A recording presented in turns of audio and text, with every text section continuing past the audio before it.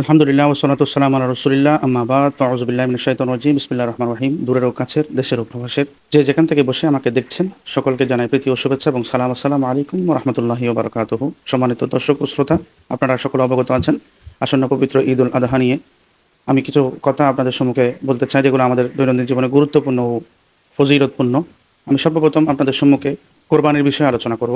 যেহেতু আমরা কোরবানির ইতিহাস কম বেশি সকলেই জানি, কোরবানির মূলত উদ্দেশ্য কী, যে আত্মত্যাগ, যে মহিমা। আসলে কোরবানি শব্দটি কর্বন থেকে কোরবানিতে রূপান্তরিত হয়েছে এবং এর অর্থ হচ্ছে উৎসর্গ করা, বিসর্জন দেওয়া এবং আল্লাহর নৈকট্য অর্জন করা। আল্লাহর নৈকট্য তাকওয়া, ইখলাস ও মহব্বতের ভিত্তিতে আমরা অর্জন করতে পারবো। কেননা আল্লাহ পাক রব্বুল আলামিন কোরআন কারীম ফুরকান হামিদের মধ্যে বলেছেন, লা ইয়ানালুল্লাহ লুহুমুহা ওয়ালা দিমাউহা ওয়ালাকিন ইয়ানালুহুত তাকওয়া মিনকুম। আল্লাহ পাক রব্বুল আলামিন বলছেন, আল্লাহর নিকট কোরবানির পশুর গোশত ও রক্ত পৌঁছায় না, শুধুমাত্র পৌঁছায় তোমাদের তাকওয়া। অর্থাৎ আল্লাহ পাক রব্বুল আলামিন বলতে চাচ্ছেন, তোমাদের তাকওয়াই, তোমাদের খোদাভীতি, তোমাদের আত্মত্যাগী আমি আল্লাহ রব্বুল আলামিন কবুল করব।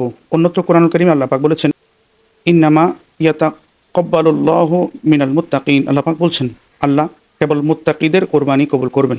যদি আমরা মুত্তাকি হই, খোদাভীতি যদি আমাদের কাছে থাকে, তাহলে অবশ্যই আল্লাহ রব্বুল আলামিন আহকামুল হাকিমিন আমাদের কোরবানি কবুল করবেন।